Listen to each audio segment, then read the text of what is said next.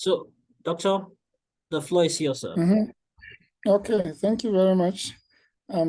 So let me begin this way by thanking you, Kingsley, and your wife for putting this together and for inviting me to be part of it. I count it a privilege, and I'm sure that I will also learn from the questions and the conversations that may follow my presentation.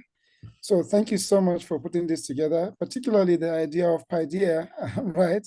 This, I found it very interesting and very timely and relevant, actually. Paideia is one of the words I've used in my doctoral dissertation a lot, right? About ancient system of education that is holistic. It's basically what they may say, civilizing someone, right? Preparing you for life in the society in every aspect. So I was caught by the name of your institution, or what you may call it, a center. And so I find that helpful, and I encourage you to keep it up and keep blessing many lives. God is using you too tremendously. And I look forward to further interactions beyond this point. Thank you very much. May I ask how many minutes do I have altogether?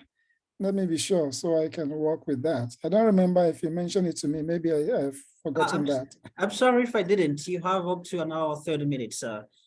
Okay. Within an hour and an hour and a half. Anywhere around. Okay. Yeah.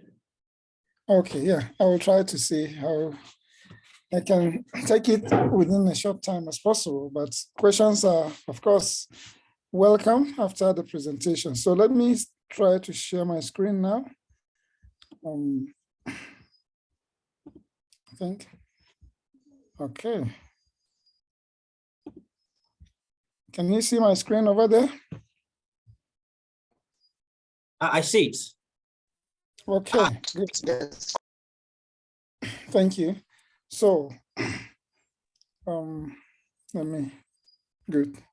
So I will be talking about charting educational and professional paths in the disciplines of theology, religion, philosophy, and ethics. And for personal, excuse me. Okay, for self-introduction, my name is Dogara Ishaya Manomi, and I am lecturer in TCNN. I had my Bachelor of Divinity degree from Gindri Theological Seminary here in Nigeria. Then my MA, Master of Arts in Linguistics and Translation, with specialization in New Testament exegesis and translation from TCNN, that's Theological College of Northern Nigeria. And I had my PhD from the University of Mainz in Germany in New Testament studies, but actually it was an interdisciplinary PhD that I will explain further down there. So broadly stated, in terms of profession, well, let me say I'm a pastor with the Church of Christ in Nations, Cochin, and currently, along with my work as a lecturer in TCNN, I also serve as an associate pastor in a local congregation here in Bukuru. And I am married to Bathsheba, and we are blessed with 3 children. That's biological children, and we have other adopted children living with us. So by profession, apart from generally that I am a pastor, in terms of my academic discipline, we would say generally we are theologians, whether you're a systematic theologian, biblical scholar, missiologist, and all of that. So broadly stated, I am a theologian, but more specifically, I am a New Testament scholar. And my areas of expertise, even in the New Testament discipline, is particularly on biblical hermeneutics and exegesis. That means the theories of interpreting the New Testament and the application of those theories to particular New Testament texts, okay, in their distinctiveness. How do you deal with the Gospels? How do you deal with the Apocalypse? How do you deal with the epistles and all of that, or historical writings like Acts and all of that? So the theories of interpretation and how that applies to specific texts, and not just theories of interpretation, theories also of application to contemporary context. How do you move from interpreting the text, understanding what it meant to the first audience, and what it could mean or what it means to us today is also something that I preoccupy myself with in my study. So even with that, it's not everything about New Testament exegesis that excites me in terms of my professional development. I'm particularly keen on ethics. That's issues that have to do with morality. And I'm looking at this not just from one perspective, not just from historical perspective as to ethics in the biblical text as it was understood in the first century, or maybe in the second century, or later on in the centuries, 15th or 16th century during the Reformation and all of that. No. Beyond just that, I'm also interested in the methodological issues that have to do with how to analyze, understand the ethical issues in biblical text. That's issues of morality, issues of rightness and wrongness, issues of human behavior. It could be human sexuality. It could be any kind of social relationships among people and all of that. So the methodology to use to interpret a text ethically is also one area I'm concerned about. And I'm not just interested in history and methodology, but how does biblical ethics relate with contemporary ethical issues of our time? You might think of all kinds of ethical issues in our context today. Well, in the Western world, transgenderism is a big issue, LGBTQ, but here we have also our own issues, okay, that are of ethical relevance. To talk of self-defense, to talk of even divorce, talk of remarriage, to talk of drunkenness and all of that. So how does biblical text, or how do biblical texts deal with these issues, and how do we move from understanding what it meant to them to our contemporary situation? That's one area I'm also interested in. My PhD was interdisciplinary. Particularly the program into which I did my PhD was particularly designed as an interdisciplinary study. So one's research proposal has to be sufficiently interdisciplinary to be admitted. I know people were turned down because they couldn't provide research proposals that were sufficiently interdisciplinary. So you have to clearly indicate which two disciplines are you bringing together in your dissertation. So mine was between New Testament ethics and generally we could say philosophy or philosophical ethics, but particularly what we would call applied philosophy or applied philosophical ethics. Now, philosophy is approached generally in two major ways, the analytical and the applied. So the analytical deals mostly with just abstract ideas and lots of things, how we should understand the universe, how we understand knowledge, as all of those.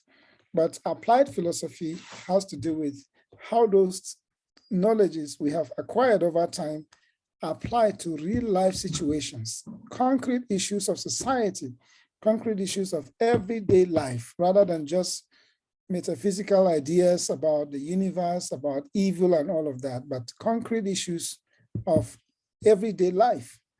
That is applied philosophy. So mine had to do with the issues of applied philosophy in the context of virtue ethics theory, which deals with the virtues as well as the values that guide people's behavior, okay?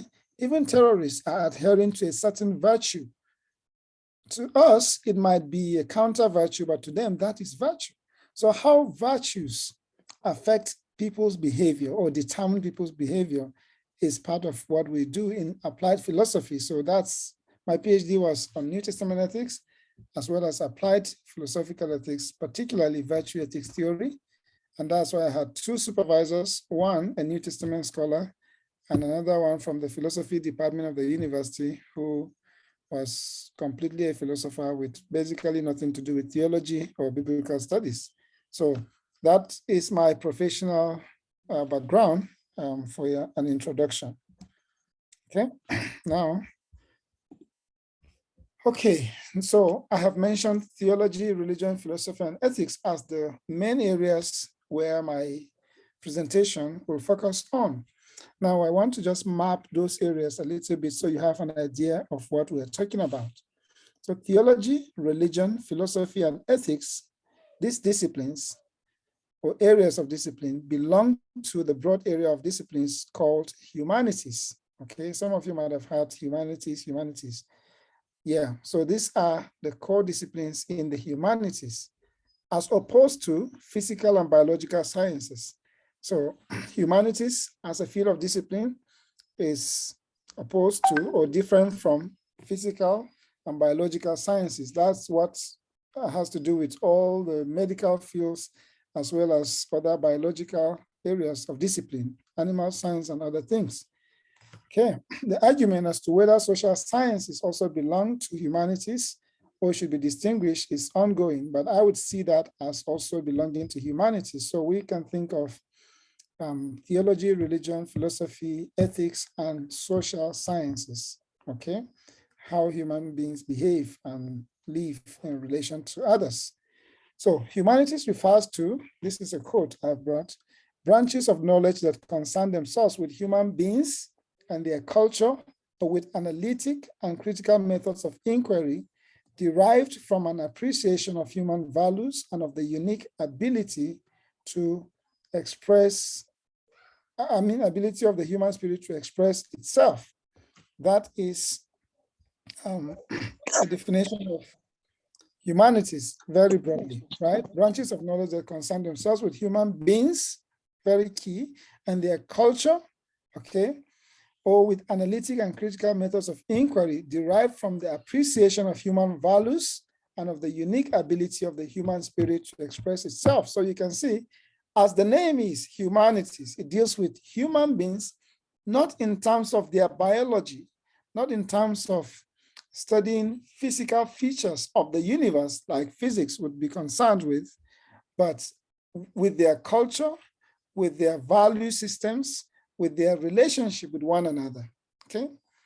The following are the common fields of inquiry in humanities: visual and performing arts, okay? Those who do disciplines in those fields, they belong to humanities as well. Then philosophy, literature, religion, history, languages, art history, and classics. All of these are disciplines within the humanities generally. The disciplines in humanities basically concern themselves with the commonalities and differences in how humans self-identify, okay, as individuals or as groups, and how they are identified and perceived by others. So humanities, when you check all of these disciplines, they have to do with how humans define themselves, either as individuals or as groups, and how others also perceive of them, whether negatively or positively. So this are some of the issues we need to bear in mind when we talk about the fields of theology, religion, philosophy, and ethics. These are all within the humanities generally, as opposed to physical sciences or biological sciences, okay? Theology, religion, philosophy, and ethics, in brief, what are their main questions? What exactly are they concerned about generally? So theology, okay, what is the essence? What is the concern of theology? Theology is asking the questions. What is the essence of life under God? Okay, basically, we say theology is the study about God and all of that, but the basic question is, what is the essence of life under God? Okay, in Christian context, we can say theology, that's broadly stated, refers to all disciplines that aim at a reflective consideration and analysis of the Christian faith, okay? So whether you're studying Old Testament, you are studying it to understand or to reflect on how it impacts the Christian faith, or the New Testament or systematic theology or Christian ethics or church history or missions or practical theology, public theology, etc. All of this belong to theology, and the main concern is, what is the essence of life under God, okay? Now, sometimes people don't pay attention to the difference between the study of theology and religion, okay? That's why some university faculties or departments will say this is the department of religion. And when you tell them they're doing theology, they'll say, no, it's not theology. It's different. So the slight difference will be noted as I go on. So religion is basically asking the question, what is the sociological and functional essence of religion in isolation and in comparison with other religions as it relates to the overall well-being of the society? So the study of religion, especially in the secular context, is not particularly focused on one religion, like we would say Christianity, but basically the focus is on the sociological and functional essence of religion in the society. Whether we study it in isolation from others or we study it in comparison with other religions. That's why in those departments you would find a lot of studies that have to do with comparative religions. What is the concept of this in Islam and Christianity, or in African traditional religion and Christianity or Islam, and all of that? That has a slightly different focus from theology. Okay, they consider historical perspectives, contemporary study of religions, comparative study of religions in the past as historically, and all of that. It focuses on understanding religion as a dimension of human identity and culture. So the focus is not so much on developing or promoting a certain religion, but understanding the religions that we have and how they impact our lives in society.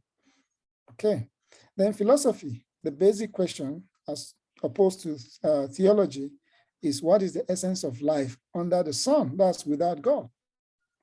Okay, that's not to say we cannot do philosophy with a Christian perspective or under God, but the basic question in philosophy, okay, as we understand it today in major discipline, in major universities or most contexts today, philosophy is basically asking the question, what is the essence of life under the sun or without God? While theology is asking, what is the essence of life under God? Okay, and people can talk about classical and applied philosophy, or some would say analytical and applied philosophy and the rest. Now, ethics, what is it about? The basic question in ethics, what are the appropriate behaviors and basis thereof for a peaceful life in society? Okay, ethics is asking, what is the basis of right or wrong behavior? Okay, how do you judge which behavior is right or wrong? So the reflection on the basis of our understanding of rightness or wrongness is the concern of ethics. And it can be approached from theological, religious, or philosophical perspective. So just briefly, those are the major concerns of these disciplines. Okay. Now, I want to talk briefly about the key disciplines for success in the humanities. That's what I mean, in the humanities. What and what do you need to master, so to say, for you to succeed in any of these disciplines I've explained? You know, they are different from other disciplines. So you need to have some skills that could be useful in any kind of discipline, but they have a particular usefulness in the humanities if you really want to succeed. And one, this is not in any particular order, okay? The first key discipline, and by discipline in this context, different from the way I've used it to this point, I mean skills, or maybe the things you need to really develop, okay, to be able to succeed. That's what I mean. So first is abstract thinking. Okay, that may sound somehow negative, since the world is now all about practical. Everything, we want to see it on the ground and all of that. But one common feature of the humanities, as opposed to physical or biological sciences that deal with concrete issues that will be touched with the hand, will be felt with the senses, right? Unlike those disciplines, okay? Ours requires a lot of abstract thinking, a lot of thinking about or on issues that may not be held with the hand concretely. So we deal more with ideas that exist, but not as concrete matter that can be touched, okay? So that's what I mean. You deal more with non-concrete ideas rather than matter. And your ability to think abstractly actually gives you very good advantage to succeed in this discipline. And if you check, many people who are science-oriented in terms of biological sciences or physical sciences, they don't think abstractly a lot, okay, as we do. I know a colleague who was in a different discipline in my university in Germany. We had a joint class. We were learning the language, learning the culture and all of that. And just from my contributions, without me knowing, and without her knowing my discipline, after she asked me, "You must be from the humanities." I said, "How did you know?" She said, "Most of my ideas were abstract and theoretical and somehow structured with some logic that came from abstract thinking. So I had already sorted it out abstractly before I would say it, instead of them that they will experiment here and try there and there." So she was not saying it in a negative way, but basically to say she could actually tell my discipline by the way I made contributions about ideas in the discussions. So abstract thinking helps, okay? Ability to think abstractly, to reason something out. Sometimes actually, if I'm to write a paper or I'm to preach a sermon, I finish the whole sermon in my head. Sometimes the only time I will sit down to write my sermon would be just few hours before the time. But over time, I have already structured the sermon. I finished everything in my mind. And if you were to just call me to go and deliver, I might still deliver without writing anything, okay? Abstract thinking. You could finish the whole thing up there without even putting anything down, and it works. So it's an asset in the humanities, I've discovered. And then innovative thinking, okay? Now, when people think of innovation, in most cases, they don't think of it in terms of our disciplines. They think of it in terms of technology or maybe physical sciences, innovate a new, maybe technology, new idea. But our discipline is not least interested in innovation. Ability to identify, what's the nature of our innovation in the humanities? Your ability to identify gaps in knowledge, gaps in ideas, and fill such gaps. That is the innovation, okay? That is the innovation. Your ability to look at ideas that people have propounded and to identify gaps therein, or to identify contradictions and to fill those gaps. That is our own kind of innovation. We are not innovating a new transport system, a new cooking utensils or whatever, kitchen utensils. We're not innovating new kinds of cars or communication technology and all of that, but innovation in this context of identifying the ideas that have already been propounded on a particular issue and identifying the gaps therein and proposing ideas that fill those gaps or could even correct the previous knowledge.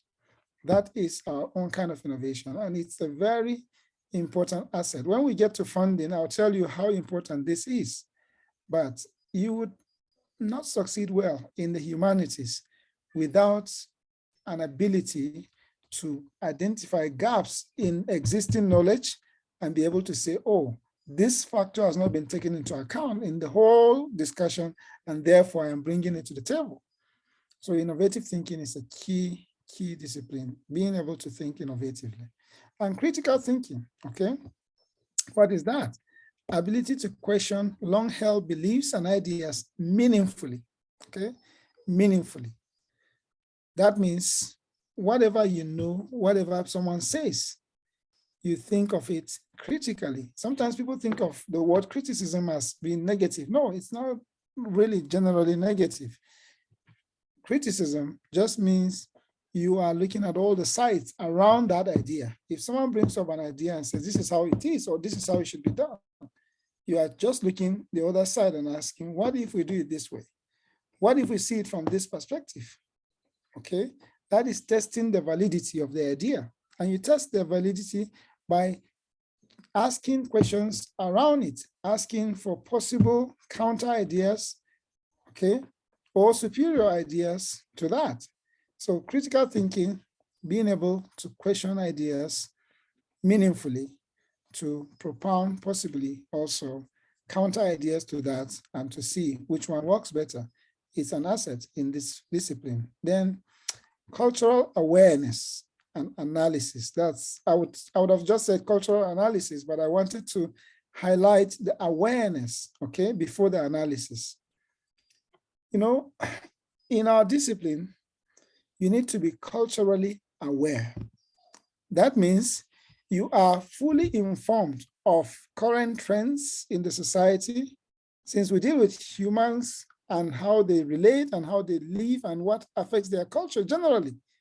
You will be at an advantage if you are fully informed, if you are aware, right? Some would say negatively, work, right? Being aware of justice issues, issues of gender, political issues, economic issues, just being work. Some use it negatively, some positively, but I would prefer to just say being aware, okay, of your environment, of the things happening. It's a major asset in any of these disciplines, because whatever you're doing in these disciplines is responding to the society, except if it's just history. Even history has relevance for today. You are studying history in the past, seeing it from the lenses of our time, and also thinking about how it impacts or how it can help our situation today. So you are not going to make any impact if you are not aware of political issues, of economic issues, religious issues, okay, environmental issues around you. So that's a major asset. Please develop that skill of listening, learning the trends of your time, learning what is happening around you, okay? Be interested in politics, local and international, interested in religious issues. What's the trend? What's going on, right? Study researches that are showing the changes that are happening in religion around the world, religious landscape. What are the trajectories, okay, around the world and in your locality as well? It helps because those are the things that you would take to analyze and find where to be innovative in your thinking, okay? So be informed of trends, influences. Who are the ones influencing the culture? Understanding celebrity culture is also important. Knowing who are the major cultural influencers of your time, of your country. It helps you to know why the young people in your neighborhood behave the way they do. Sometimes you just wake up and you're driving through the street and you see one young man with a certain kind of shirt and you see another one in another place with a certain kind of shirt. You need to know where that is coming from, okay? It's a very necessary skill for your discipline, okay? I said a physician is mainly concerned with health issues, for example, but we in the humanities, we are concerned with every issue affecting human beings, okay? So when you look at our discipline, it affects everything. Other disciplines are more specific to particular issues, but ours, you can bring medical issues, you can bring political issues, economic issues, entertainment issues, okay? Traditional issues, environmental issues, all of those ones are relevant. So just being aware helps you to be able to interact with those issues. And that is where you find your innovation. That's where your research will be relevant. Okay, then logical thinking. Similar to the critical thinking I mentioned, building on that, is the ability to identify implicit or explicit rationale or argumentation behind long-held ideas or beliefs and build a flow of new ideas, being able to think logically in terms of sequencing ideas. What should come before what? If this one comes before this, what result will it produce? What if we turn it the other way around, okay? That is logic, but also it's logical to also think in terms of our culture. Why do people behave the way they do? What's the rationale? It's part of logic. If you don't understand the rationale behind some of the behaviors, you might preach, you might teach, you might rebuke people of that, but you see that they are not changing because there is a rationale behind it. And unless that is, or they are persuaded with a different rationale to behave differently, commands or instructions don't have much effect. So logical thinking means looking beyond just the issues that you see and think of the rationale behind. That's what I said, rationale or argumentation. Why do they behave the way they do? Since we deal with human behavior or human culture generally, why do they have this culture? Why do they dance this way? Why is the dance pattern of this tribe like this? There may be something. Why is their marriage, their cultural marriage like this? Why do they ask that this be brought and that be brought and this be done? There are normally rationale. So being in the humanities, you should be able to just go beyond the excitement of just the culture and find the rationale behind almost every cultural practice. And sincerely, there are rationales for almost all the things we do in our cultures. We just haven't found them because we have not researched, okay? So the next is strong communication skills. That's one very important discipline you need to have. Learn how to communicate well. Being able to express yourself in standard English, okay, or any other language. Communication skill is not only about English, but since we're talking about people interested in further study, maybe abroad, being able to express yourself. Okay, electricity has come back. So let me turn off my phone's camera. Okay. Please, in case you are not following me at any point, please let me know. Yeah. So strong communication skills, being able to express yourself in standard English or any other language and persuasively so, okay? Having very catchy CVs and cover letters, well written, very thoroughly edited, okay? They are all important. Don't be used to always having people edit your work. Learn to be able to to write something that even if no one edits, it will be good enough. So work on your English skills and then express yourself well. I will later talk about this when I talk about admission, okay? I'll talk a little bit on that, how you would write emails. It's all part of communication skills. Your ability to write emails well. What are the things you need to note when you're writing emails for admission or for funding? All those things matter. They have to do with your communication skills, okay?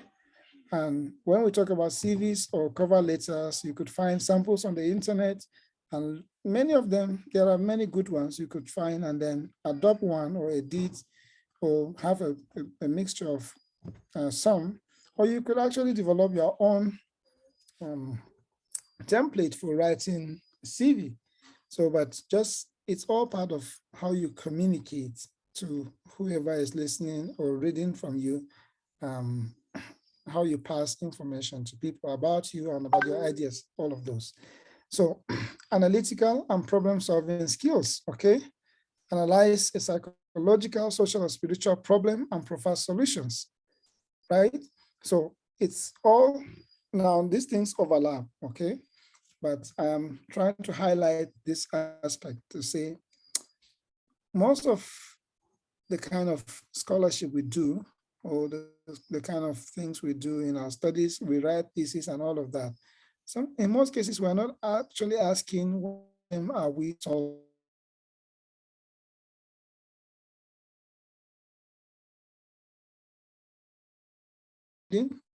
Or to get even admission, especially for PhDs.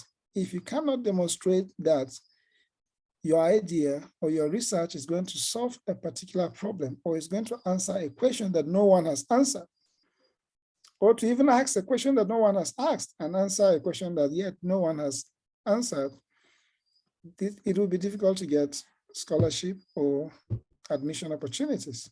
So it's a good thing to learn to think in terms of problem solving as it relates to human lives around you. Okay, then meticulousness, okay? This is one thing I have realized sincerely. Many of us, even high-level scholars in our context here, many of us lack. We just finished writing a first script in honor of the provost of TCNN, the outgoing provost of TCNN. And I was the corresponding, sorry, the corresponding editor. And I can tell you, overall, I was disappointed by many of our highly respected scholars because of their lack of meticulousness. In the call for papers, we gave very clear instruction as to which citation format to use. Okay, Chicago style, we gave even a sample, everything, but they would write and send, and they have used a different citation format, or they have mixed it, and you note them and send it back to them. They will say they have corrected, and then just half of it, they have jumped many, send it back. You go back and forth over a small issue. That is not a mark of a good scholar, especially in the humanities, since we write a lot. We write actually more bulky stuff, more than those in the natural or physical sciences. And that's why we need to be more meticulous, because we are supposed to express our ideas. We don't have a lot of concrete issues to show, like practical issues. It's the idea as we have expressed them. And any small error, any small omission can distort an entire idea. So meticulousness, please, whether you're writing an assignment or you're writing a test or whatever, just learn to be very extremely meticulous. Pay attention to small details. If they have sent an instruction, follow it to the letter. It's part of being a scholar, especially in the humanities. Okay, then self-motivation. Every kind of higher education requires it, of course, but most especially if you want to go abroad, you need a lot of self-motivation. Okay, I have said that the greatest gift someone can give you now is a web link. I will tell you how many people have asked me for help regarding admission and all of that. And sometimes I will say, okay, I'll send you a link. And I send them a link and they never get back to me. Many were just expecting I should just tell them something more concrete. I should look for admission and I should just tell them, okay, send me the document. I should send to a friend abroad and tell him, please help me get this person admission. And when it's done, I should just call them and say, okay, I've gotten your admission in Germany. That is the kind of idea that many people have come across, think, or have. Okay. They are not self-motivated. If you give them a link for them to go to the website and exhaust it and see all the information, everything they'll be asking you one after the other is in that link. All they need is just to open and check one after the other, but they will keep coming back to you again for every bit of it. I know someone that told a friend of mine who was also helping him. He went and told someone that he said in a house, and it's quite funny, that this guy doesn't want to help him with admission. He asked him to help him to get admission and funding, and all he could send him was just a link. Or not just actually a link, he just sent him series of links. Is that what he was asking for? That's sad, right? So there's no motivation. He's just waiting with this whole mentality. Okay, I know someone there, let him get me admission and just get me out of this country. Let me just go. It doesn't work like that. The greatest gift will be that link. If I give you that link, that's everything. Almost every information you would ask me is in that link. Just check, okay? Then lastly, okay, on this, since we're dealing with the humanities, human empathy is one key thing you should develop, okay? It's humanities. Having a driving concern for human flourishing. Every of this discipline, since it's talking about human culture, the overall goal is how human beings can flourish and be the best that they can be. How our communities, how our societies can flourish. If you're not thinking in terms of improving human life, you might actually lack in innovation, okay? Because innovation has to do with improvement. What is already obtainable? How can we do it better? What can we do to get a different result or a better result? And that is a key thing. So think in terms of human flourishing. What is it that is hindering young people from flourishing, from being their best? What is the thing that is hindering education in your community? What is the thing that is hindering morality, responsible behavior among your people? Okay. And then what can be done to get rid of that so that people can really flourish? What is it that is hindering peace in our community? Many people are dying and all of that. Just this evening, my morale actually is down because I saw very gory images of people killed this evening in Mangu here. Okay. And it's just sad. So the question we should be asking, what can we do in our society, in our communities to live peacefully? Okay, so human empathy is actually one of the key issues in the humanities. Okay, so let me talk about excellence and mentorship. I will share my personal experience here. So my first advice regarding excellence is that you should aim to do your best and not necessarily to be the best. Okay, I aim to do my best all the time. I really sincerely don't aim to be the best, but I just want to do my best. Okay, and I've noted that aiming to be the best can be too much a burden and really frustrating.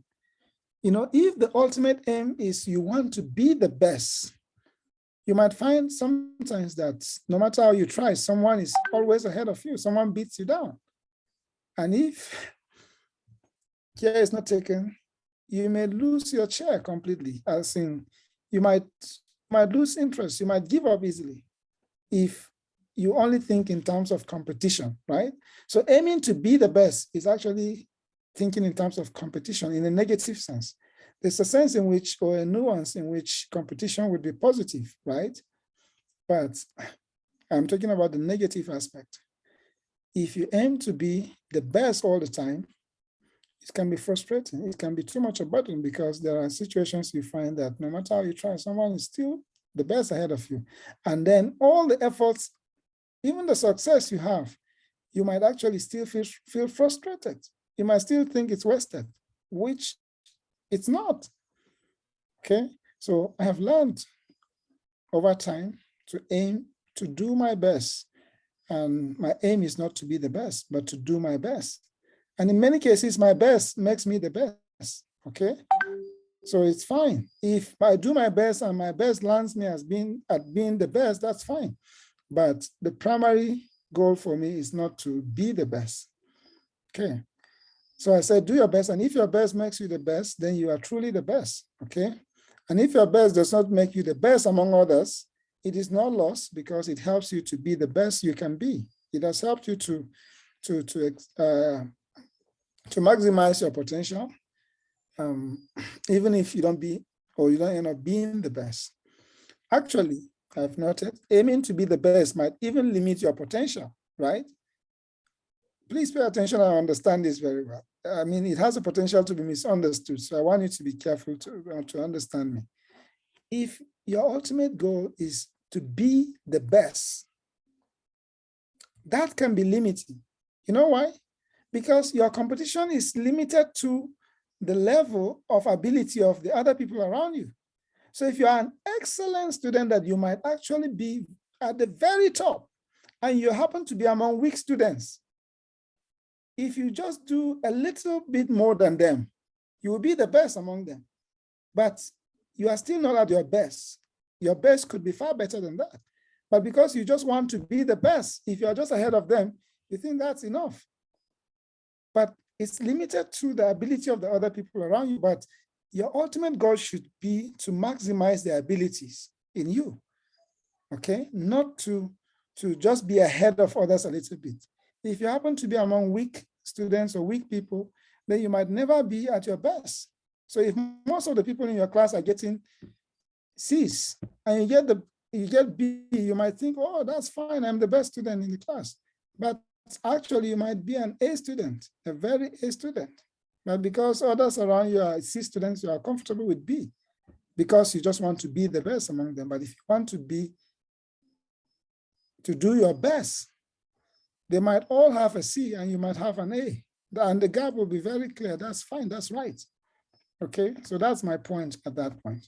So let me share my experience in this regard, okay? Someone met, in the center of our provost recently, someone mimicked the provost, and he said that most of the time the provost would say, most of the things he has gotten in life, he didn't look for them. He was just doing his thing and the things just came and met him. That is pretty much my story in many cases, especially academically, okay? Well, I looked for my wife, okay? I prayed and I searched and I went for her. But academically, I just did my study and did my best, and the grades, the distinctions I have gotten over time in life actually came somehow like a surprise. So let me start with in my first degree, okay? Well, my secondary school had its own experience too, which was good, but let me just start with this.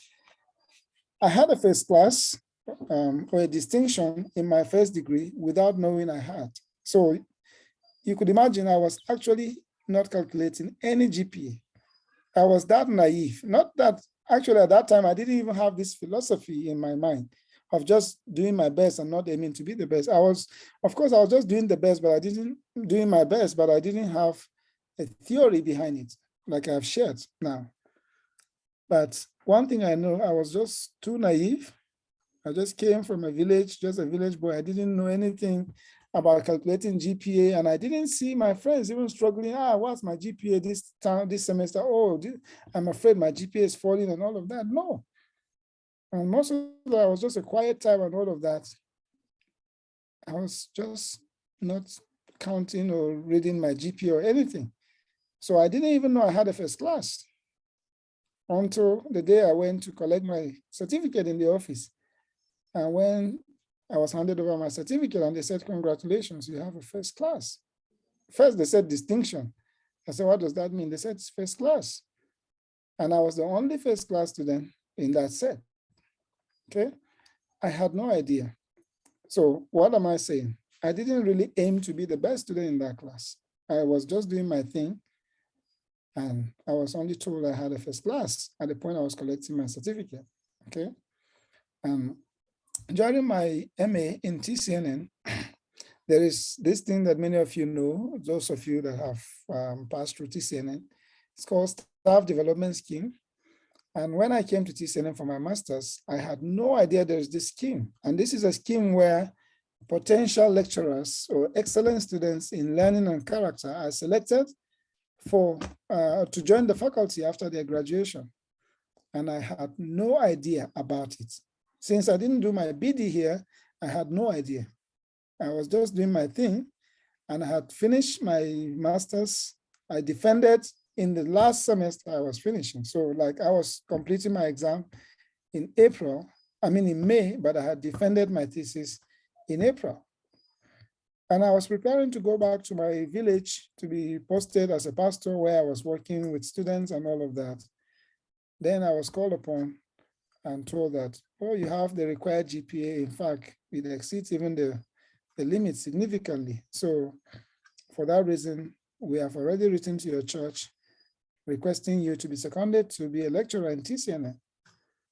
And I was even given an apology for not being contacted ahead of time before it was written to my church. Okay, I had no idea. I didn't look for this. I didn't aim to be in the scheme. I just was being a good student that I needed to be. And that was the result. And that's how I came to TCNN. Okay. And when I went to Germany for my PhD, that was another big thing. Okay, it was a new environment, new language, new culture, and all of that. I did just my best in my dissertation writing, my presentations, and all of those. And when my dissertation was sent for assessment, external assessment, both the two assessors returned the grades, both of them awarding me a distinction independently. Okay, and that's how it works, independently. And one was a philosopher, one was a New Testament scholar. And both independently awarded me distinction. And I wasn't actually sure at all I was going to even pass, not to talk of having a distinction. All I knew was that I put in my best. But as to whether I was going to pass my PhD or not, it depended on them. And I had no idea what they were going to do with my work. But they both returned the grades. And well, just to explain as a background, Germany grades every level of study, okay, including PhD. So you wouldn't just pass, you would have to be graded whether you pass with a distinction. And the distinction, there are two types of distinction. From 80 upward is what they call highest distinction, which in Latin, in some, well, internationally, they will say is summa cum laude. And then there is a lower distinction, which is from 70 to 79. Then there is even the B. There's a higher B and a lower B, like that. So to have the highest distinction is like there is no grade higher than that. So that's like you have gotten above 80, and that is the highest grade ever for any field of discipline. So once they say A+ in Germany, or you have 1+, that means is the highest. So even the first class is the highest form of first class. So I sincerely, even at that point, I only got to know about this way of grading when one of my colleagues defended her own, and she was German. She defended her own a few months before me. And that was when I heard that she was given the lower A. And by then I had already submitted. So when my own came, I was given the higher A, that's the highest A. And it's rare. There are faculties in German universities that have had more than 20, 40 years without having someone with that grade. So that's just what happens. And I didn't particularly aim for it. I just did what I could do, my best, and that was the result. So the only time I have aimed for a grade, let me explain, was for my oral defense. Because in Germany, the written work is assessed 70%, and then the oral defense is 30%. And if you get the highest distinction in the written, but you don't get the same highest distinction in the oral, then the mark drops. For you to graduate with the highest distinction, it has to be, that's in a PhD, it has to be both in the written and the oral. So since the result came and I was told I got the highest distinction in the written, then there was a motivation for me to work hard in the oral defense and get also the highest distinction so that the two, then I can graduate with the highest distinction. That was the only time for that 30% that I worked for a higher distinction or the highest distinction. And that was to be assessed by 7 professors. And they were each to grade, and then at the end, they would come and put the marks together and divide by their number. And if I got still 80 and above, then I was graduating with the highest distinction. And then I would be recognized by the university officially. I would be given an award by the university and all of that. So that was the only time I aimed for it, and I got it. The unanimous voted for a distinction for me, highest distinction. So that's how I graduated with a PhD with the highest distinction in Germany, okay? Now, since I've been encouraged to share my personal story, I hope this inspires and not discourages you, but just to say, do your best. I wasn't sincerely aiming to get this grade. I was just doing my best. If I had gotten a lower grade, I would still be happy because I knew that I did my best. It just means that the standard, I didn't meet it, or maybe something went on behind the curtains that I didn't know and I didn't have to bother. Okay, so what was the role of mentorship in all of this for me in particular? From secondary school, of course, I had people who encouraged me, who thought I was a good student. And in particular, they said, they encouraged me to become a lawyer because they believed that I would do well as a lawyer. And they were thinking in terms of our land, especially in Tefabole and Bogoro local governments, that we have a lot of cases where the minority, we are being privilege in the state and all of that. So they thought, okay, having vibrant lawyers in the future could defend the interests of the land. So they encouraged me to pursue law. And I tried to do that until I got a strong conviction about my call to pastoral ministry that I had to stop pursuing that, okay? So, but just to pick it up from the bachelor's level, I had a mentor, one of my lecturers that particularly I liked his level of excellence, his level of diligence, okay? He just was different. He stood out and I got myself close to him. And thankfully, without me influencing it, I was asked to be his supervisee, okay? It was later after my, my bachelor's that he was sharing the testimony somewhere. I didn't know what happened. He said most of the time when I wrote my thesis, he said initially he suspected that someone was writing for me or I was copying from somewhere. And at that point, actually, he didn't know me closely. He had not taught me at that point. So he said he had to go to the registry to ask, to know the grade of this student. So when he was told that I was an A student, then he said, okay. So sometimes when I wrote, he would come and check and he would say, everything's okay. But intentionally, just to see whether I was copying from somewhere, and he was saying this many years after I had finished, he said he would just twist it and ask me to go and do something different. And when I would do and bring back, and he would find it still excellent. So that was when he picked up interest in me, and he particularly decided to encourage me to pursue higher studies because he believed I have the potential. So that was how my mentorship relationship with him began. And up to now, I regard him as my mentor. I regard him as my discipler. And that's a person that is called Reverend Dr. Sylvester Dachima. So he was the one, after my bachelor's, he particularly encouraged me to come to TCNN at the time. But my church said, no, I had to go and work for 3 years and all of that. So I obeyed. I went and worked.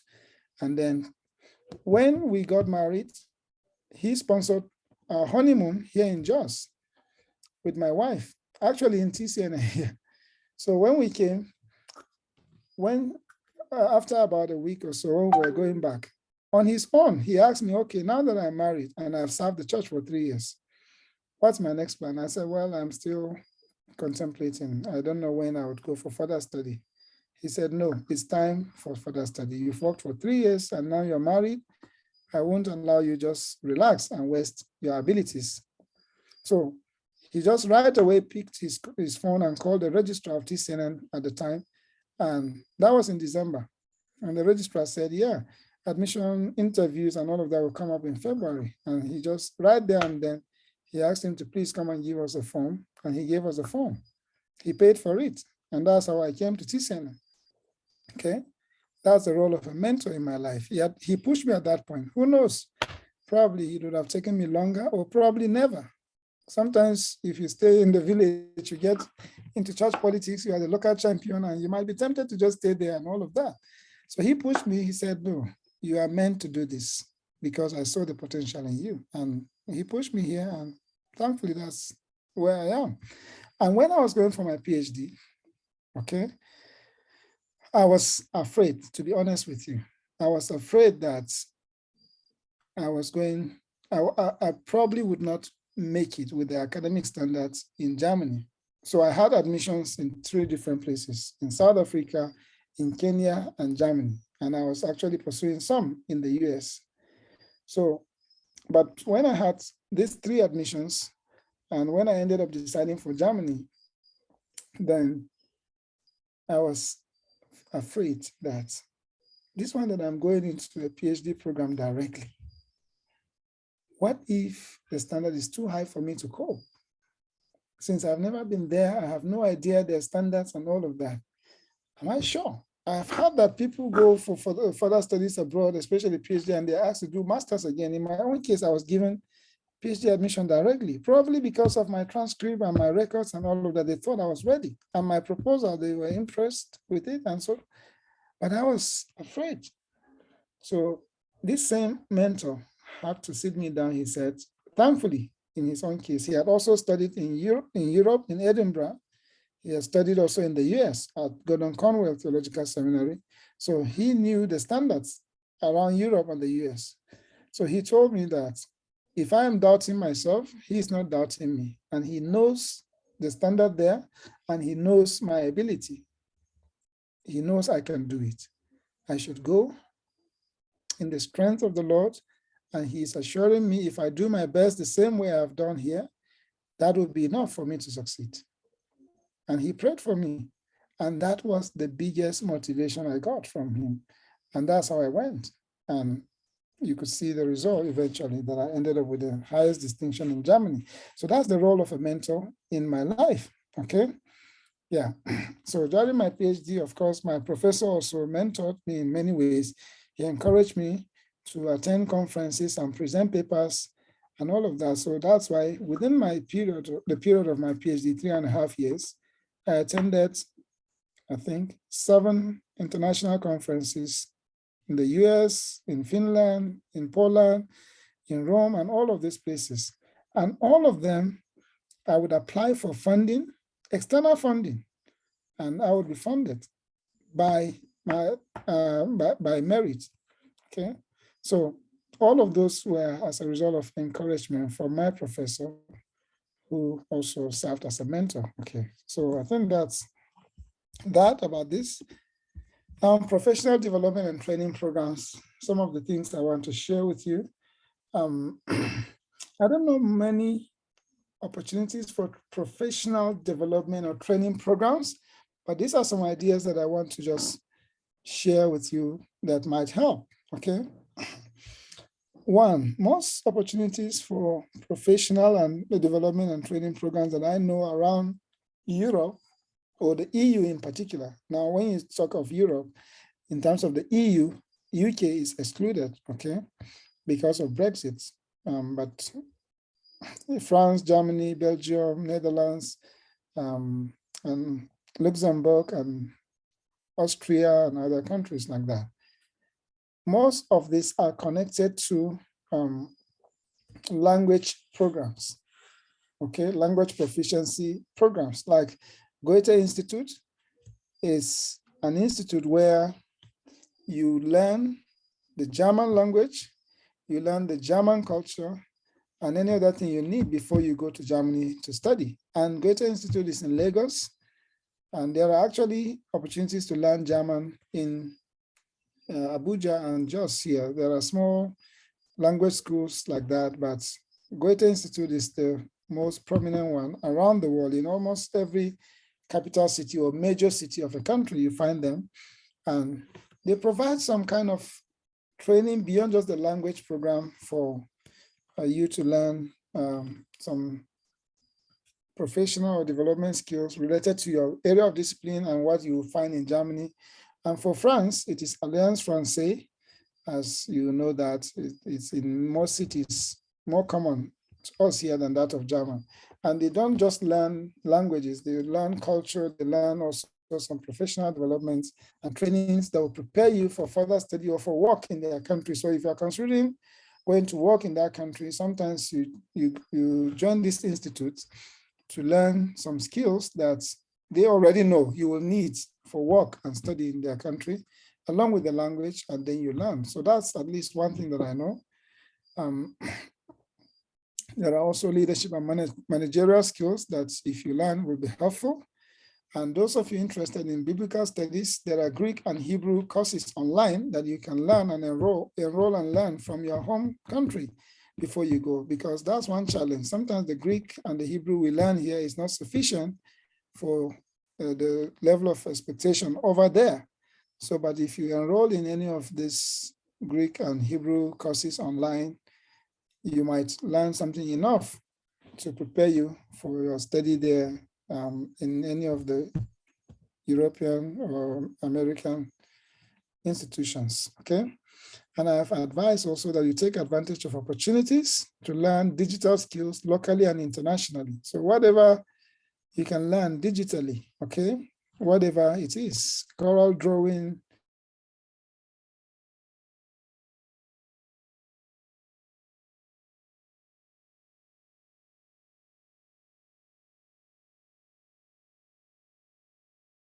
helpful, okay? Now, I've also known that you should take advantage of opportunities to learn even how to drive, Okay, it's a skill you would need. Sometimes it's helpful for your work or your study abroad. You might need a job to support your study, and driving skill might be just the only requirement that you may be lacking in. So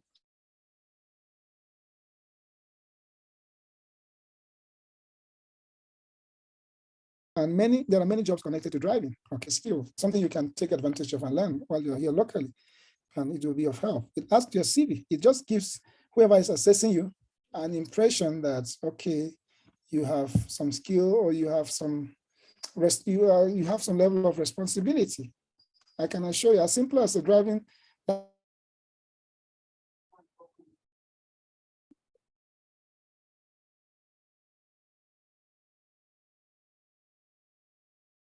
Hello, doctor, we are losing you. Hello, doctor.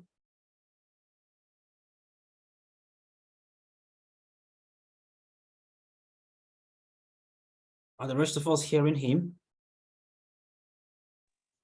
No, no, sir. Oh, too bad. I know.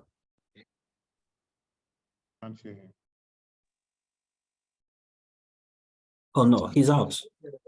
He's out of the platform. Yeah. Yeah, so it's okay. I mean, it's fine that he left. It means that he's going to come in, and then his network will improve. It's okay.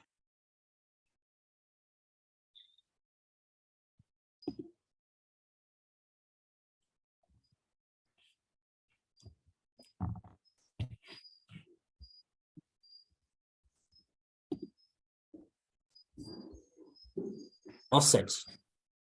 Okay. Good. Okay, so let me share my screen now. Yes, sir.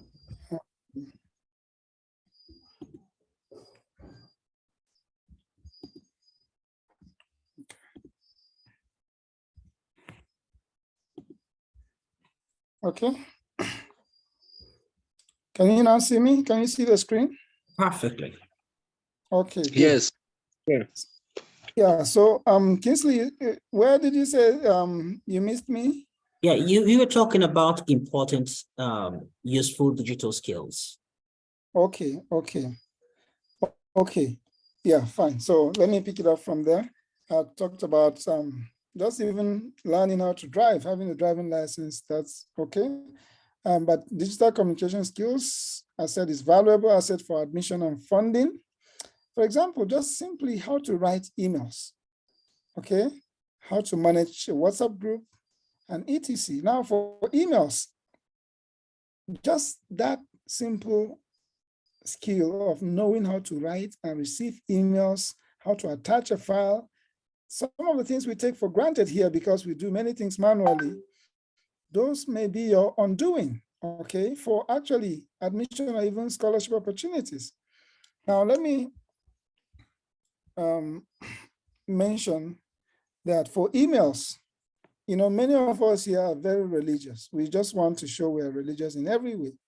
But please, when you're writing emails, maybe you have a contact person for admission or for scholarship and you're corresponding, minimize, especially from Europe or America, minimize religious language as much as possible and be more neutral, because you don't know who you are dealing with. Sometimes because we see the name of the person is John, somebody, and we just believe, ah, that's a Christian, and you begin with greetings in the name of Christ. No, you don't have to, right? Just say greetings or just hello if that's the case. And when you end your email also, be very neutral as much as possible until you are very sure who the person the person you're dealing with. And if the context of the communication is not really religious, you don't have to bring in religious language. Okay, you are ending your email and you end with in the cross of, or in the grace of Christ, or in the grace of this. No, you don't have to, okay? Those are actually digital skills, even as little as they are, that can turn you off, okay? You don't know who you might be writing to an atheist. Just because he's in a seminary or a university and they are doing theology doesn't mean he's a Christian, okay? Even if you see the name sounds like a Christian name. No, it's not. Even if it is, the context in which you are corresponding is not particularly a religious issue. You are dealing with admission for your study, just keep it at that, neutral, okay? That's why I said be cautious in writing emails.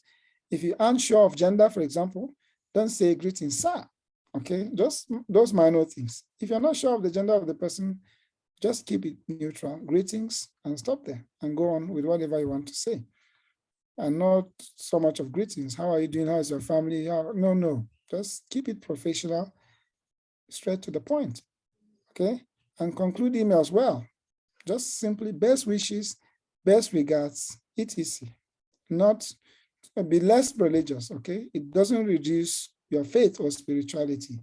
You're just being professional, because that's the digital world is not only for us Christians. And if the context is not necessarily religious, we don't have to make it so. That can be our undoing sometimes, okay? So it's a strategy, it's a skill, learning how to write emails. And some of you, I've had to teach my students, whoever I'm supervising in TCNN, that's one thing I try to do time to time, to sit them down and show them how to write emails. Some of them will just, they are sending you a chapter of their thesis, you just receive an email, no subject, no even a sentence there to say, okay, sir, please, I'm sending you my chapter this and that, responding to the comments you made. Nothing. You just receive an attachment, and that's all. And they expect you to just know what to do, and then you send it back to them. No. Sometimes nobody will take you serious if you write them an email like that. You write and put a heading, what it's about, attach the file, and then make a short statement at least to guide the person reading, so that he doesn't have to open and know what it is before he knows what it is. Just those skills are necessary for your correspondence regarding admission or scholarship with people abroad. If you are not efficient in some of these small things, that's how they will begin to notice this one hasn't even understood the basic skills of communication with an email. And that might just be the reason why the secretary might just keep your application behind, and that's all, you might miss it. So as simple as those things are, they are helpful. Please, also your Facebook activities, very important, okay? Your Facebook activities can make or mar your chances, be careful. Your views on political, religious, national, and international issues may be checked for admission or for scholarship. I've been writing a lot of recommendations for students going for studies abroad, either for admission or for scholarship. And I can tell you, the things they check, the things they ask me to write sometimes are issues that even the way you respond to issues on Facebook will count in the way I present the assessment. And sometimes they check by themselves there. Once they get your full name, I know I have applied while I was in Germany. I know about 2 separate applications that I had to provide my Facebook link and any other social media I was in that had a link that they could access. So my Facebook page and my LinkedIn as well, and my Twitter, I had to provide all of those because they want to see the person they are sponsoring. What are his views? What are his opinions about national and international issues? Okay, how does he think about this group of people or that? It's all important. And I can tell you so many times, this Google thing that would always notify me if someone has searched me on the internet, if someone has read my paper somewhere, I receive a lot of those, and I see that many people who might come across my name somewhere, or they have read my paper somewhere, or when I was applying for funding, for any funding, I would see that they would check on me, and I would see the city, because Google tells me in which city that person is, and it will be in the city that I am applying for something. Even the last, in January, that my wife came back from and I came back from the US, before I was selected, before I got an email, I saw about different people that searched me on Google. And that means searching, looking at my Facebook, looking at my LinkedIn account, and any other thing they could find about me on Google. And that was the search committee. It was part of the assessment. it was after that and that some days later, I got an email that I was selected for the postdoctoral fellowship. So I'm saying just your digital life, generally, your communication in all of these platforms matters, okay? So common pitfalls in the humanities. After this, I'll just go on admission and funding, and that will be it, okay? There are just a few things I have noted, okay? Well, in terms of the discipline generally, I haven't written that here, but let me say it at the beginning, that please follow a particular discipline that you have motivation for and you have ability for. These are the two things I would like you to note. If you want to study philosophy, if you want to study theology or religion, or that's religious studies or biblical studies, Old Testament and New Testament, I have discovered that some students are looking for which of the fields has more employment opportunities. But sometimes it's not the case. Or they would say which ones are less crowded, which ones there are not many people there. No, that's not the primary motivation. Should be what, among all of this, which one are you strongly motivated for? Do you have connection with? And which one do you think you are able to? These are the two things, motivation and ability, okay? You might be motivated to do Old Testament, but if you've never had any background in Hebrew, you don't have the ability, I'm sorry. You might have to make that up, or you just have to try something different. So the two go together, motivation and ability. So many students pursue a discipline mainly because of its economic significance. And at the end, it's not the case. Some of the disciplines that they'll tell you, there are many people there. No, there are many people in that field because it is needed also, because many people are needed in that field. Now, if you set up a theological seminary, for example, the number of lecturers needed in biblical studies would normally be higher than a lecturer needed in missiology, okay? Because there are many courses that have to do with biblical studies. Think of OT introduction, NT introduction, OT theology, NT theology, and they are in sequence, 1, 2, 3. Think of Greek, Hebrew, basic, further, exegesis. Think of exegesis as a course. Think of, so at the end of the day, the courses in the seminaries, they require many more biblical studies people than missiologists. There may be only 1 or 2 courses on mission, and that's all. So if you just go to mission, or because there are no people, even as that, there are no people, then the few of you are already even overcrowded. But the other discipline, you think there are many people, the need for more people there is even higher than the one you think there are no people. So actually, the primary drive should not just be where there are not many people or where there is more employment.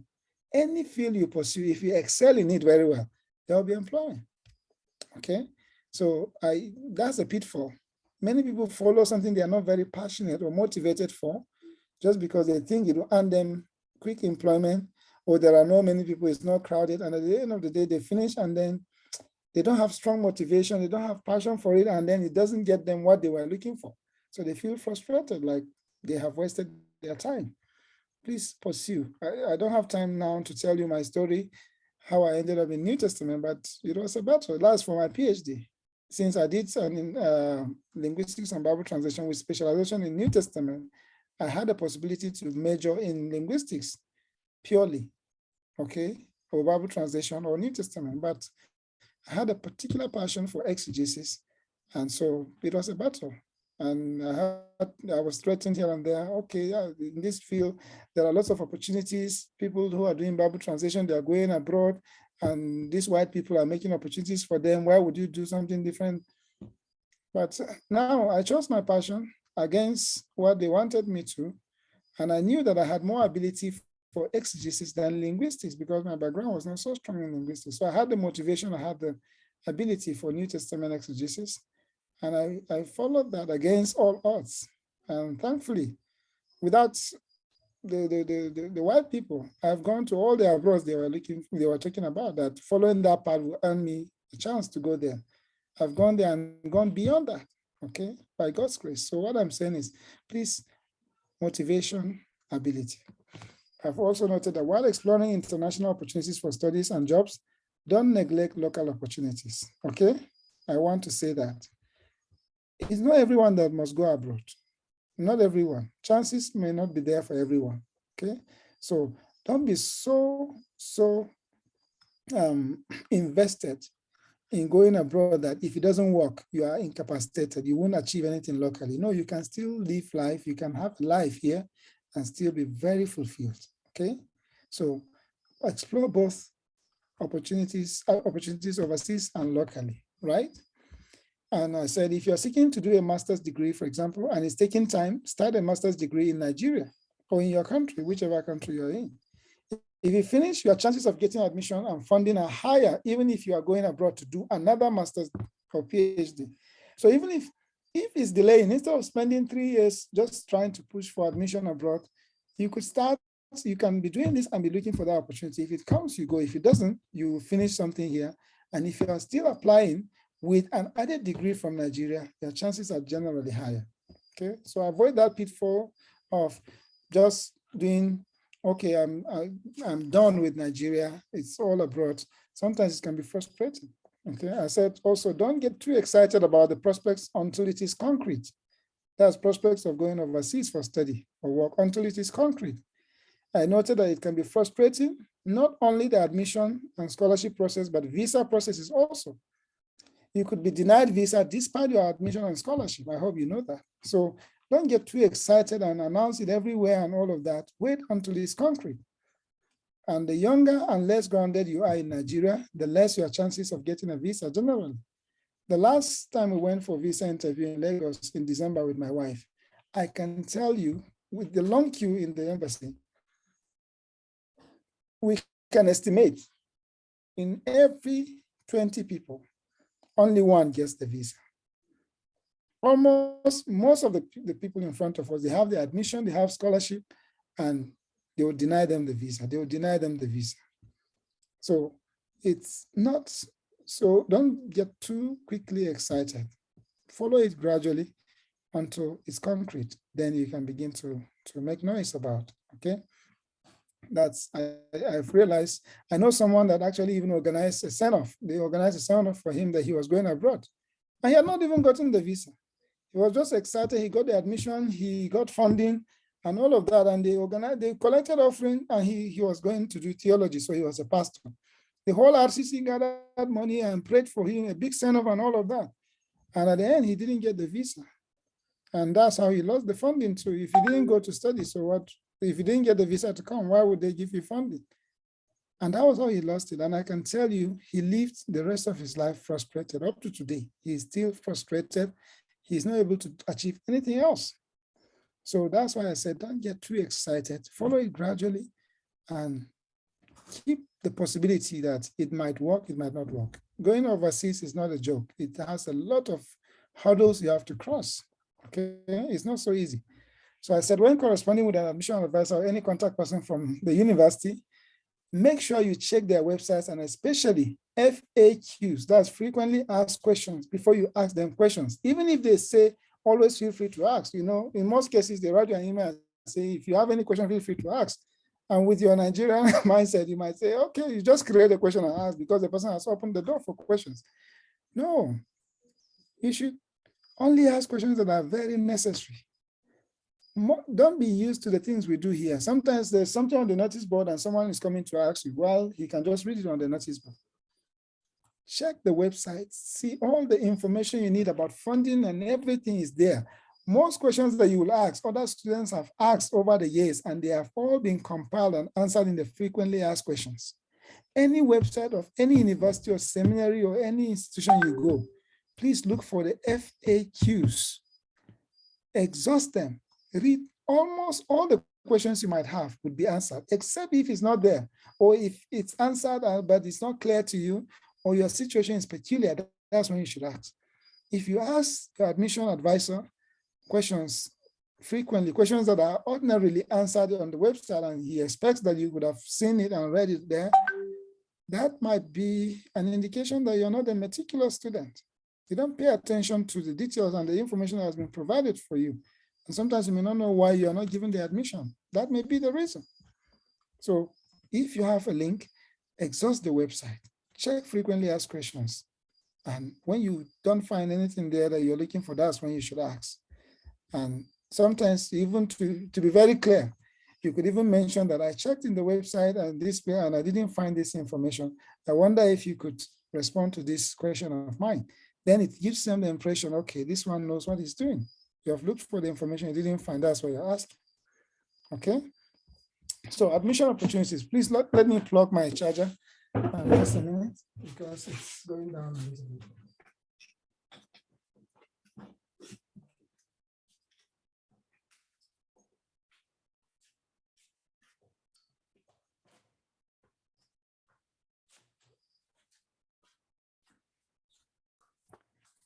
Sorry.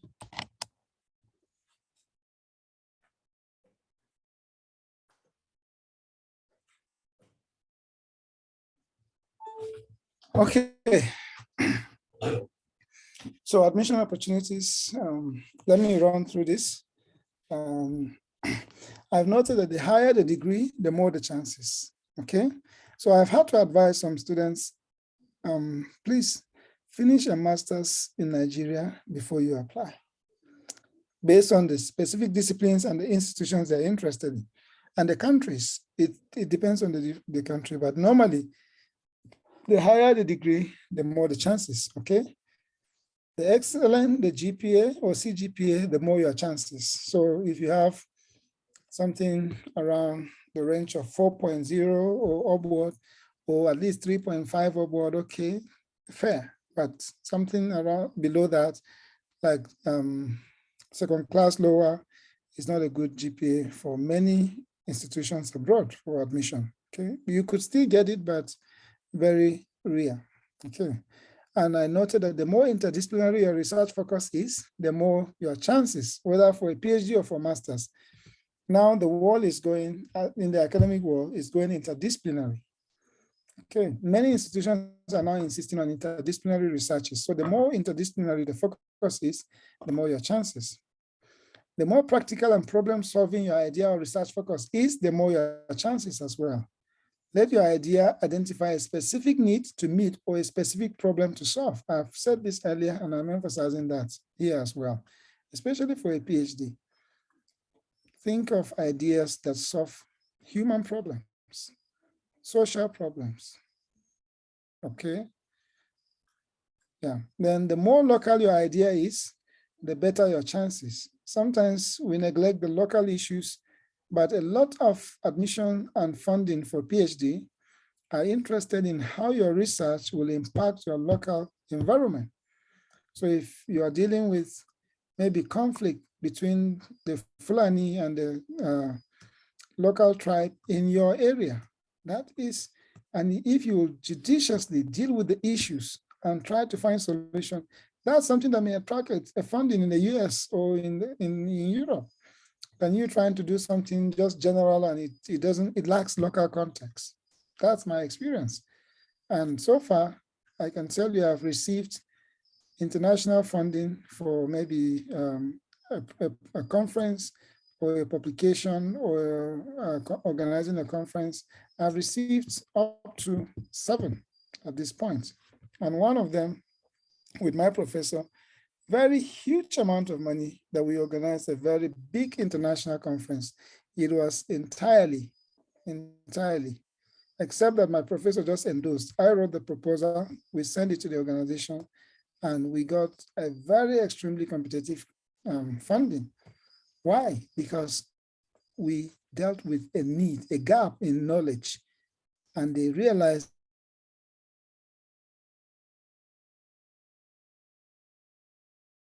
so that gap in knowledge will be filled. So, and that's our context, that's our local context. In our discipline, a particular gap we have identified, and we did that. So all I'm saying is have a local context to your idea. It helps.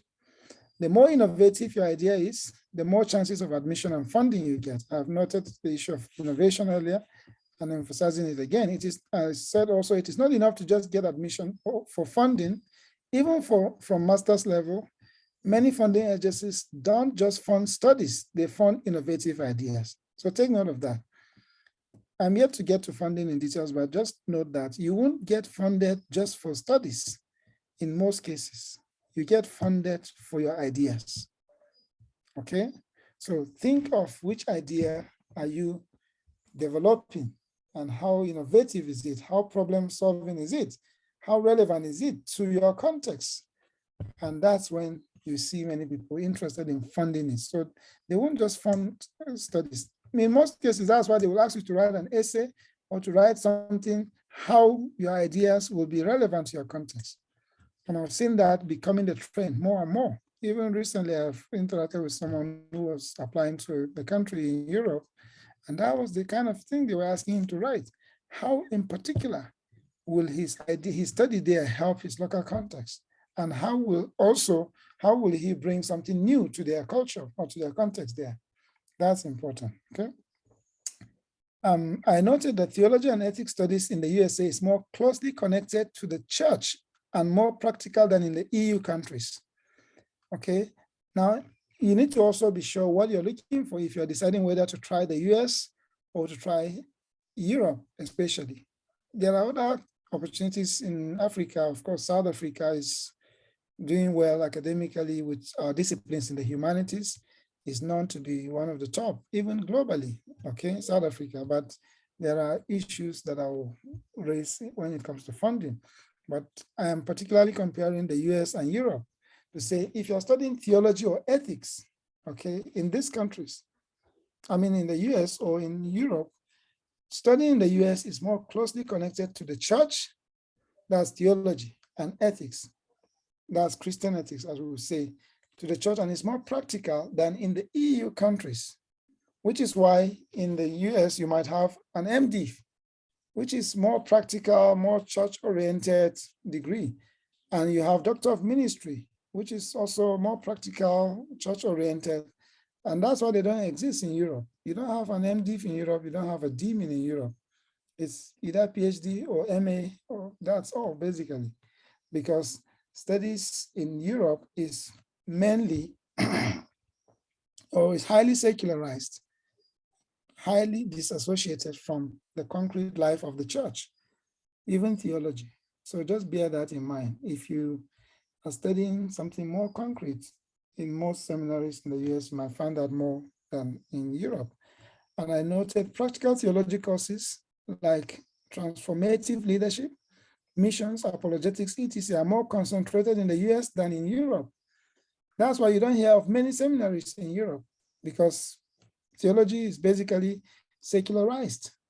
Okay, there are a few seminaries that are there, but the majority in the US, you find a lot of seminaries. Even universities, you hear they say it's the divinity faculty of the university. So it still gives it some kind of link with the church, but in Europe, the link is very thin. Okay, so if you're thinking of practical theology, you want to study missions and all of that, leadership, apologetics, the US is your best bet compared to Europe. Theological studies in the US is still largely undertaken by seminaries, I have noted, some of them very prestigious, of course, and world-class, while in Europe, it is largely in the universities with fewer seminaries. That's what you expect. So if you are particularly interested in seminary studies, the US is a better bet for you than than Europe. I noted that your previous thesis matter for admission, whether bachelor's or master's thesis. That's why I encourage students to always do their best. Before I was admitted for my PhD in Germany, I was asked to submit my master's thesis, and they had to, in fact, my professor said he had to read it from cover to cover. He read everything, and that was the major document he used to assess my ability to do a PhD. That's why I was given the admission directly. Okay, so if I had just done something to pass, just to meet CNN standard and just whatever it is, Muni and Ankara, I can just pass. When I was submitting it up there, it would have been a disadvantage to me. So do your best. I'm still coming back to that thing. Do your best. Don't just be the best. I could have been the best among my mates here, even with something a little bit higher than theirs. But I put in my best in my thesis, sincerely, my master's thesis. And When I was asked to submit, I submitted it confidently and thankfully. That was the major deciding point for my PhD. Okay. I noted the support of your former lecturers, especially thesis supervisor, matters. Please keep a good relationship with your thesis supervisor. For the rest of your life, you would still need that person as long as that person is alive. There are particular opportunities for funding and admission that they may not accept any recommendation from anyone except your supervisor or someone who has directly taught you. I've received students ask me to be their referee, and I've received sometimes emails or links from the university or seminary to fill. And I see sometimes they ask, in particular, they want someone who has taught the student that I can assess the student in comparison with others in the class. And if I have not taught you, I would say, I'm sorry, I can't assess this one. Okay. So sometimes they ask particularly for a recommendation from the thesis supervisor, and it's normally confidential. So it helps. Please keep good relationships, stay in touch with your thesis supervisors beyond your study for the rest of your life. It may be an appointment later on in life, they may still require it. Even for my postdoc that I'm returning to Germany for my Humboldt postdoctoral fellowship starting from July, 1st July this year. And even at that level, and that postdoc is expected to be what will launch me into a senior cadre of scholarship. So, but they still required one of the referees must be my PhD supervisor. And he wrote a recommendation, okay? I noted also the differences between Europe and North America in terms of PhD studies, okay? If you are going to the US, you should bear in mind that for a PhD, you would normally, in most cases, do a taught PhD, which means you might get admission, go and take courses for a year or so, pass some exam and what they would call comprehensive exam, pass that before you start writing your thesis. So you may not actually need a research topic even before you start. But it's different in Europe. Yeah? That's basically in the UK and the rest of Europe. It's different. In most cases, Europe has a research-based PhD where you're expected to have learned everything you need for your research at your master's level. So when you come into the PhD program, you just start the thesis. So before you are admitted, you present or you submit a research proposal. In most of these countries, you are even responsible for searching for the supervisor yourself.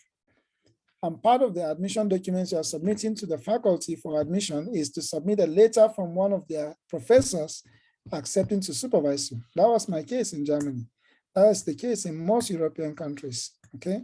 So if that's the case, bear in mind, if you're going to Europe, first of all, develop a solid research proposal, have it edited, have it proofread by people in your discipline, and then get it ready. Whoever you're writing to, whether an institution or an individual professor, you're attaching your research proposal and your well-crafted CV and a motivational letter to it, okay? But that's not the case in many places in the US. Okay, I've noted also how to identify the right universities, seminaries, and theological colleges. How do you do that? From my own experience, I identified the right universities and seminaries for me mostly from the books I read while I was doing my master's. If I read a good book, I will turn the back and see, okay, who is the author? And I'll see about the author. He finished his PhD from this place and all of that. And if I thought the book was good and all of that, then I'll search that institution and see what is obtainable about the PhD requirements and all of that. So sometimes you just read a paper or you hear about a famous scholar, you just search him up and see which university did he go to, which seminary did he finish from, or you read a book and you feel, this book is very good. Check the professor. He might be a professor in a particular university, and that may be the reason why you might want to go there. So that's how to identify. You don't have to always ask people to tell you which university is right for you to apply. Sometimes you just check from the profile of the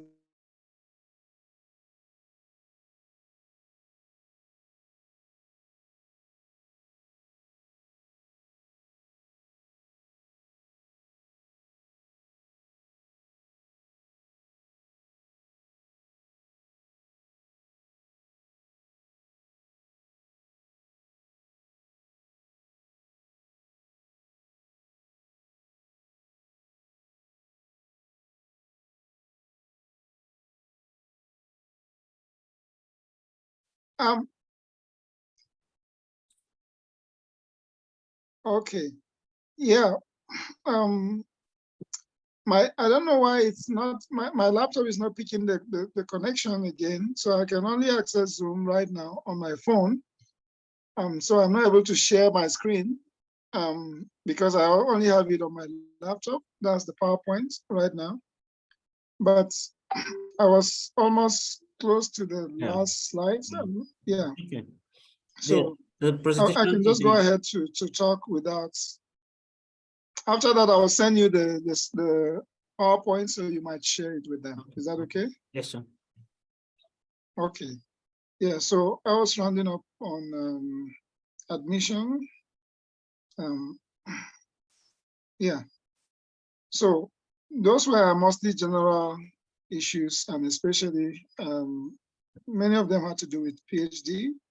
But even for masters, you might think sometimes you want to apply in the US and you see where they're asking MD for MA and all of that. So just be sure what you're looking for and pay attention to the details in each website, every information you would get there.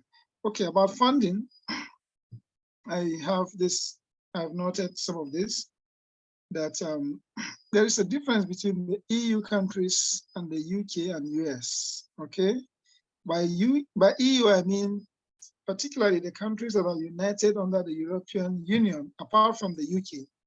In case of funding, the UK and the US, I think they have a lot of similarities. So whether for masters or for PhD, generally, you should know that studying in Europe, that means in Germany or Finland or France or Belgium or Netherlands and the rest, most of them have free education, okay?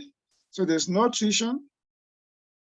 Once you get admitted, it has to do with your living expenses. That's the money you need for your living expenses, okay? Unlike the UK and US where it's a paid education. So you either get a scholarship for it or you pay by yourself, and it's a lot of money.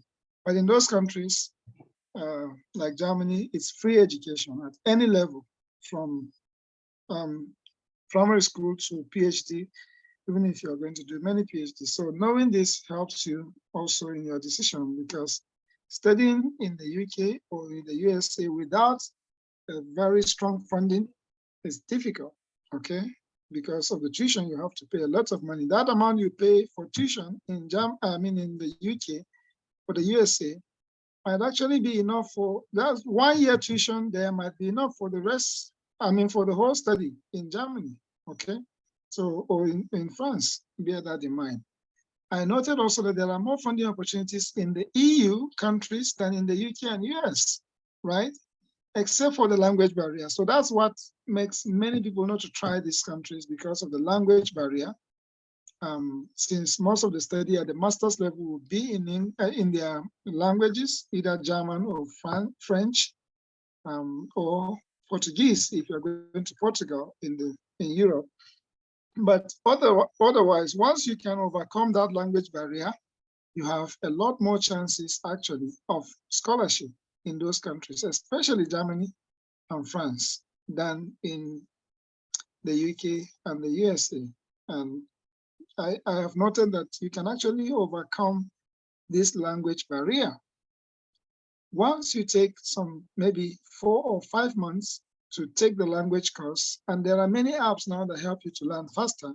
But if you register, for example, in Lagos at the Goethe Institute, you learn the language. That's a standard institute that you can pass from your home country. Once you pass the exam and you have the required language proficiency, most scholarships require that. And once you are coming from abroad and you have that language proficiency, chances are very high that you may get funding. So I encourage people who might be interested in Europe to consider the language barrier as something you can easily surmount, okay? Take some online courses or register at Goethe Institute or Alliance Française in your city, pass French or German, and apply for admission. You might get funding and scholarship much easier than you would get it in the UK and in the USA. Okay, and I've noted also some differences between African countries and Western countries. Generally, we know that even South Africa that we're talking about, chances of funding there are quite narrow. That's why I ended up deciding for Germany. At the end of the day, when I calculated what I was going to pay, even in Kenya for a PhD or in South Africa, actually, eventually it was even more expensive than studying in Germany, despite the large exchange rate difference between Nigerian Naira and euros. Because in South Africa and Kenya, I had to pay tuition. At the end of the day, the money was quite expensive. So I chose Germany because I would pay less. And at the end of the day, there are more chances for scholarships there than in African countries. So, but you could explore some African countries. There are some fundings also available, okay? And I noted that you must not actually be sure of funding before applying for admission. I've seen students sometimes, they try to mix the two. Even if you're not sure of the funding, for many funding organizations, part of the application is to submit evidence of admission. So if you can get your way through and get an admission, even without being sure of where the funding is going to come, then you can apply for fundings with that admission. And I'm saying that from my experience as well. Yeah. And I've noted for funding, many funding organizations now require some kind of community service that you have done. So even if it's a volunteer work with an NGO or any organization that helps with to improve human life, please volunteer. It adds to your CV for funding. It gives them an impression that you're concerned about issues around you and you want to help, and money is not the driving force for you. So even if it's a volunteer, it means you have identified a need, someone is doing something well, and you have joined them even without being paid. So it helps, okay? And I've noted in most cases, studies are not funded, but ideas. I've said that before, innovative and relevant ideas. Even in master's level, you might be applying for admission, and when you come to funding, they will ask you how your study is going to benefit your community. And that's where the idea comes. You may not have to write a research proposal, but just reflecting on and writing persuasively how your study of maybe psychology or philosophy or theology will help your people back home. It's something you have to write to convince whoever is going to fund you. So they fund more of ideas, even if you're doing a master's, PhD. I've noticed specific examples. Unfortunately, I'm not able to share my screen. I've noticed specific examples of some funding organizations that I know for masters, one in University of Notre Dame, USA. I got to know this through a friend back then, and I have followed up their progress, and I think they give, once you get admitted into the program, it's called Keok School of Global Affairs. There's the link here. I will send it later to Kingsley and he will share it with you. Once you get admitted, it's normally with full funding, and they are interested in not just one thing: governance and policy, sustainable development, international peace studies, etc., issues of religion, how religion is affecting peace in communities around you, all of that. So if you apply for that, and especially if you have already been involved in some kind of work that helps in that area, you might get a chance. And once you get admitted, it comes with full funding that I know. And in the same Notre Dame University, there is also the Kroc Institute for International Peace Studies. I've seen that many of the people they are funded are actually theologians or people in religious studies or ethics that are dealing with issues of peace in their context. So if you are aiming for a PhD, I've seen some master's students here some who already have a master's and they are looking for a PhD here. You might try that as well. And once you get admitted, it's full funding. They also have a postdoc in case you have a PhD already. You can try that as well. And if you're interested in Germany, there is a DAAD scholarship, which is called DAAD. It's a scholarship database for almost every scholarship in Germany. So when you're there, you can select the discipline, the country you're coming from, and the level of study and all of that, and it can display which scholarships are available for you at that point, and then you can see apply. Okay, there is, of course, the Commonwealth and PTDF scholarships for people from Nigeria.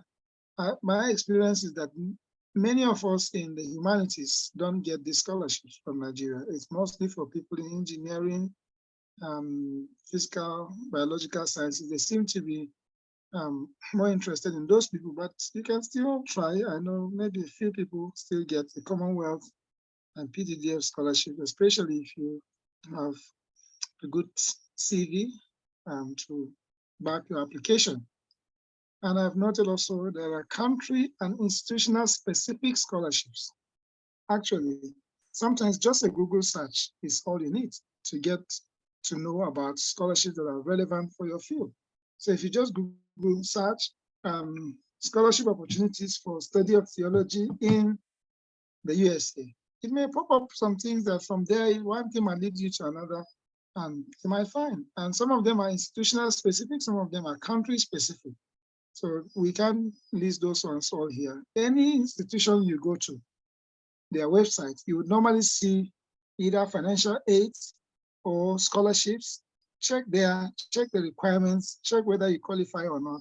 Most of this information are there. You just need to go to the website. That's why I said the greatest gift you might receive from someone now is just a link, just a web link. That is all you need to get information. And once you have the right information, there you go. So I have noted, always explore the website of any institution you're interested in thoroughly. Get the details there. You will be fine, okay? Language barriers, I've noted, of course, the need for TOEFL or IELTS for many institutions in the UK or in the USA, but some even in EU countries as well. So just note that, okay? Yeah, I think those are the issues I wanted to bring to your attention. I would conclude simply by reaffirming what I said from the beginning. Seek to do your best, okay? And not necessarily to be the best. And explore opportunities. Don't tie yourself to one place. There are many things you think you cannot achieve until you try, okay? So explore opportunities, seek for them, find information. Once you have internet, you have data, don't spend all the time on Facebook. Spend all the time searching information, institutions, universities, countries, what opportunities are there for you. And you would be surprised, you would learn at something. This postdoc, I came back from the US.